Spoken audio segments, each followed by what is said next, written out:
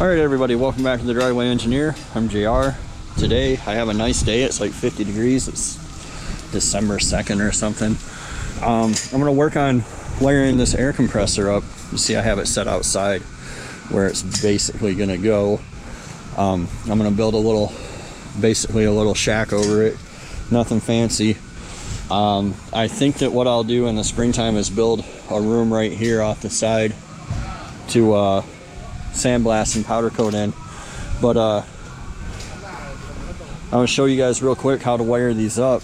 If you don't know, I see a lot of comments of people like, I wish I had 220 in my garage or shop or whatever. It's easier than you think to add it. And first of all, I'm not an electrician, so you know, but it's easier than you think to add it. So what I have here right now is my service panel's out here on the wall. There used to be a trailer here years ago. So that's where the trailer panel was, and in the spring it's going to go up there in the corner or up there on the wall next to the window, but for now it's there. And I have a disconnect over here which is also going to go away according to my father-in-law. So he wants to put in a 200 amp service, but right now this is what I have. So I can disconnect my power here, which basically consists of me yanking this thing out, which has two comically oversized fuses.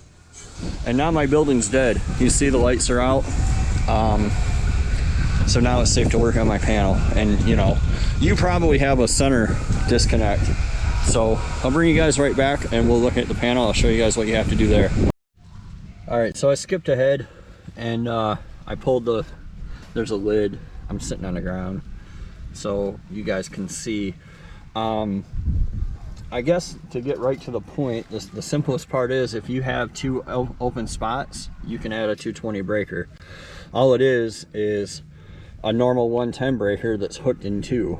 So this one's the one that runs my plasma cutter, and this is a double pole single, so that I have two 20 amp circuits on one. Those are pretty neat.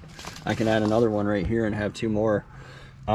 If you're in a house or something like that, you have a more normal situation, your main breaker will be right here probably, and there'll be hot lugs that come in at the top through here.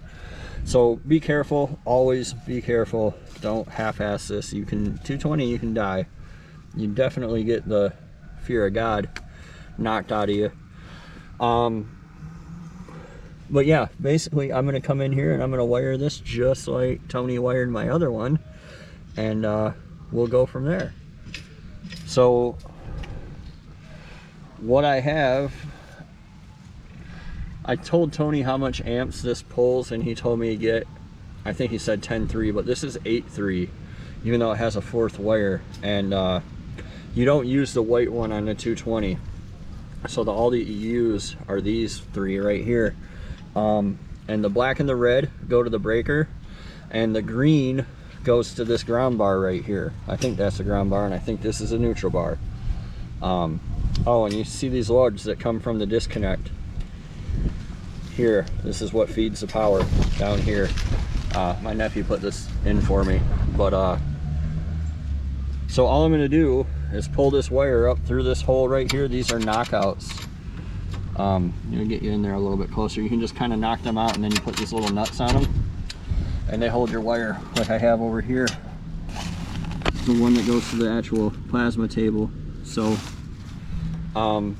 it's pretty simple. These just snap in like a Lego.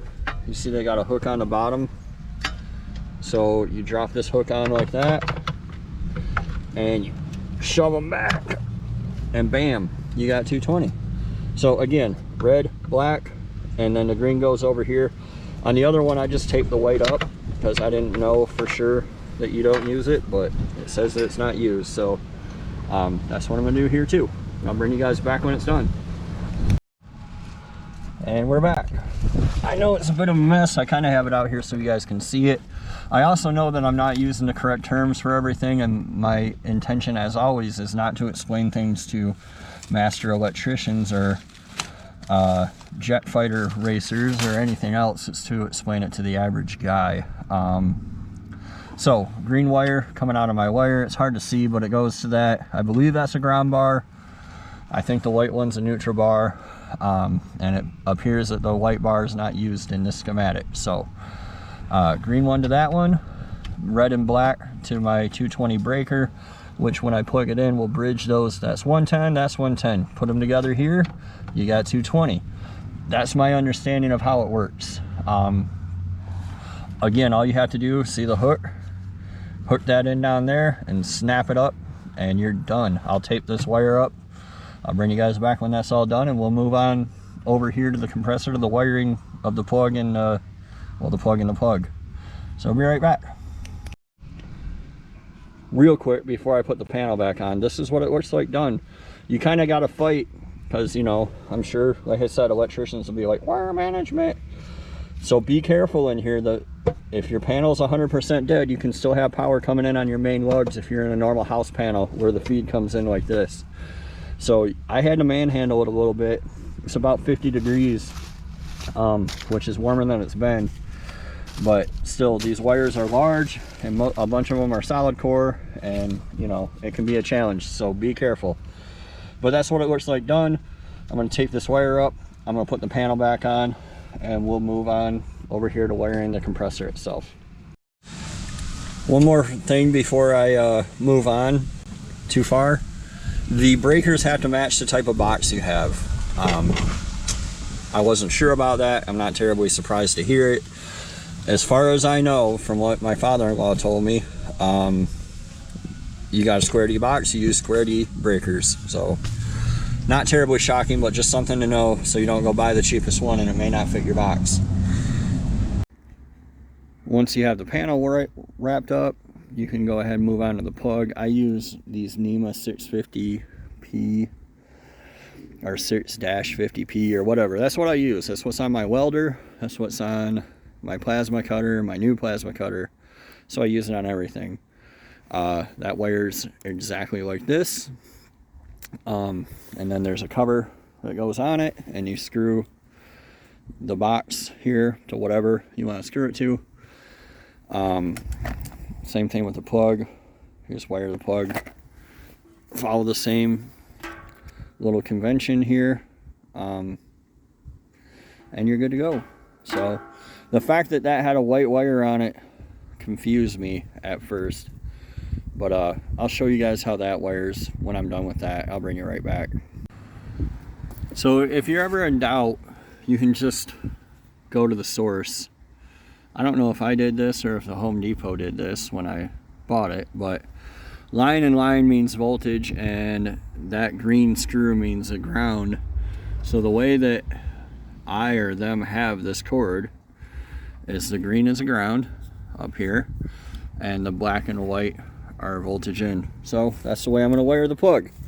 Green to the ground, black and the white to the voltage. I'll bring you guys right back. So that is my compressor wiring, as you know, seen on the switch. This again is a Husky 60-gallon single stage. There's a bunch of clones of this. You can get these a version of these at Menards. There's a Sanborn, there's a Cobalt, there's a DeWalt. There's a bunch of versions of this, so it should fit all of them. But that's how mine's wired. It works for me. It'll work for you. Green to ground, white and black to hot. I'm gonna put the back on this, and then I'll go throw the disconnect in. We'll flip this breaker, and as far as wiring goes, it'll be complete. But I still need to decide how I want to run air. I'm probably going to use black pipe to get into the building and then go from there. But that'll be another video. So I'll be right back. We'll see how this works.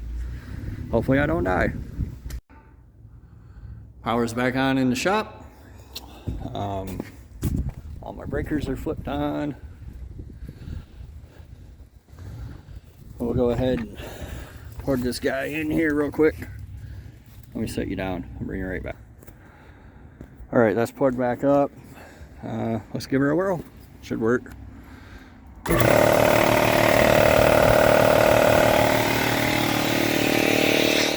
Of course, all the air is going to blow straight out. tin walls and nothing around the compressor does absolutely nothing for noise abatement at the moment. But you get the idea. Hopefully this helps. Let me cut this thing off. This thing's loud, by the way. Hopefully this helps you out, helps you on your way.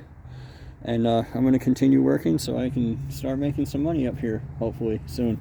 Right now I got to go pick up some barrels so I can get rid of all that garbage. But I thank you guys for watching. Be sure to like and subscribe. Let me know what you would have done differently in the comments. And